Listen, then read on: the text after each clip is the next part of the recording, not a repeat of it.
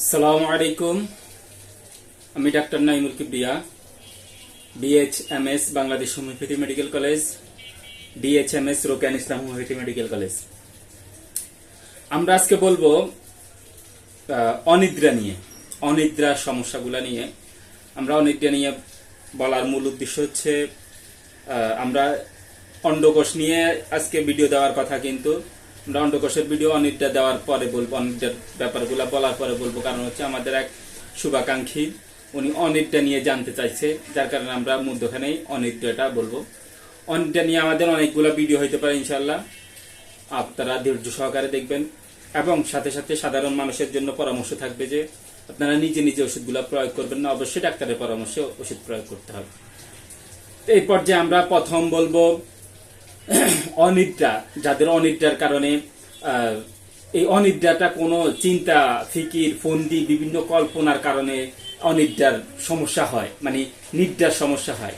তারা ঘুম আসে না, বিভিন্ন রকম প্ল্যান মাথায় আসে, রুগীরা বলে যেভাবে যে অনেক রকম প্ল্যান, এইসব বিভিন্ন প্ল্যান করতে করতে আর ঘুম আসে না।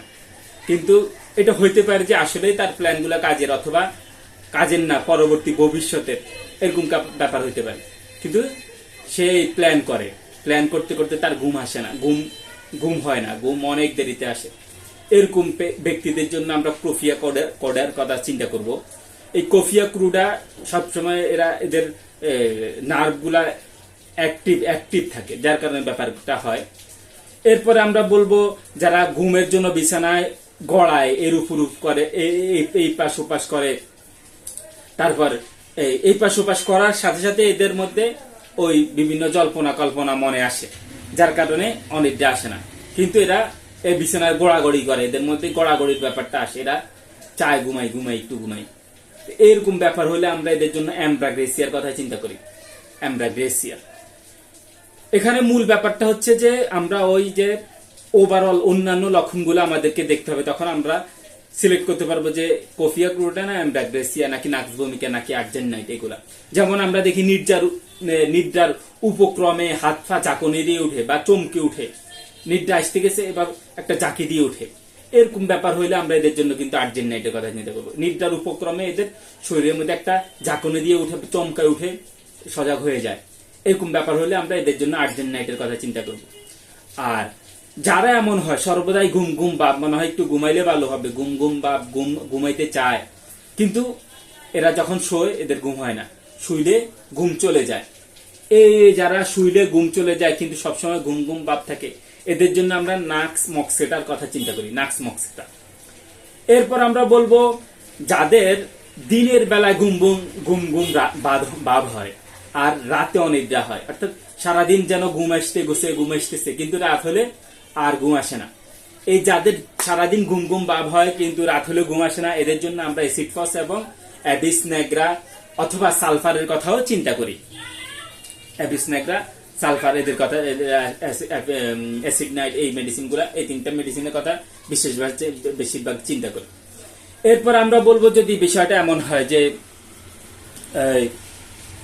সবসময় চুপচাপ থাকে, ঘুমাইতে চায় ঘুম হয় না, ঘুমাইতে চায় ঘুম হয় না, কিন্তু সে চুপচাপ থাকে, কিন্তু তার মধ্যে একটা অস্থিরতা, ভিতরে একটা অস্থিরতা কাজ করে। এই অস্থিরতা কাজ করে কিন্তু সে চুপচাপ ঘুমাইতে চায়, এই ব্যাপারটা থাকলে আমরা এদের জন্য কোকা মেডিসিনটার কথা চিন্তা করি, একটি রেয়ার মেডিসিন কোকা।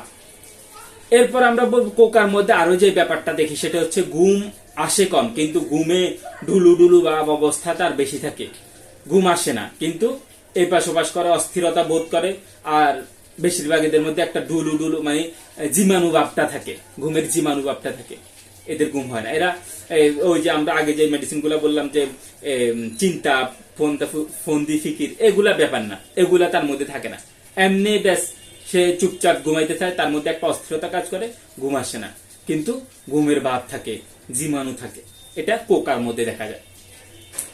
এরপরে আমরা দেখি যারা বসে থাকলে গভীর ঘুম আসে, শুইলে ঘুম চলে যায়, বসে থাকলে গভীর ঘুম আসে, শুইলে ঘুম চলে যায়, এই ব্যাপারটা যদি কারোর মধ্যে থাকে তখন আমরা অ্যাসিড অক্সালিকের কথা চিন্তা করবো, অ্যাসিড অক্সালিক। এরপরে যাদের শুইলে নানা রকম চিন্তা আসে, এই চিন্তার কারণে ঘুম আসে না। শুলে নানা রকম চিন্তার জন্য ঘুম না আসলে আমরা এদের জন্য থিওসিনামিন মেডিসিনটার কথা চিন্তা করি, থিওসিনামিন। এরপরে অনেক সময় অনেকে বলে যে এদের হাত পায়ে জ্বালার কারণে ঘুম আসে না, হাত পা জ্বালা পোড়া করে যার কারণে ঘুম আসে না। এই হাত পায়ে জ্বালা পোড়ার কারণে ঘুম না আসলে আমরা এদের জন্য সালফার মেডিসিনটার কথা চিন্তা করব, সালফার। আর যারা সারাদিন বা সব সময় বসে বসে দিন কাটায়, তাদের কাজটা বসে বসে, এরকম বসে বসে দিন কাটানো ব্যক্তিদের যদি অনিদ্রার সমস্যা থাকে, তো এদের জন্য আমরা নাক্স ভূমিকার কথা চিন্তা করব, নাক্স ভূমিকা, যারা বসে বসে দিন কাটায়। এরপরে আমরা চিন্তা করব যারা রাতের প্রথম অংশে খুব ভালো ঘুম হয়, কিন্তু শেষ প্রহরে এদের ঘুম ভেঙে যায় আর ঘুম আসে না। শেষ রাতে যাদের ঘুম আসে না, প্রথম রাতে যারা যথেষ্ট রকম ঘুমায়, এদের জন্য আমরা নাক্স ভূমিকার কথা চিন্তা করব। নাক্স ভূমিকা প্রথম রাতে ঘুমায়, আবার শেষ রাতে ঘুম আসে না। এই নাক্স ভূমিকার মধ্যে আমরা আরো দেখি সেটা হচ্ছে এদের মধ্যে যে বললাম যে এরা বসে বসে মানে উঠে বসে মানে অলস দিন যাপন করে, তাদের জন্য আমরা নাক্স ভূমিকার কথা চিন্তা করি, অনিদ্রায়। আমাদের যথেষ্ট সময় হয়ে গেছে, আমরা আজকের মতো এখানে শেষ করছি। পরবর্তী ভিডিও আমরা অনিদ্রা নিয়ে আরো আলোচনা করব। এই বলে আজকে এখানেই বিদায় নিচ্ছি। আসসালামু আলাইকুম ওয়া রাহমাতুল্লাহ।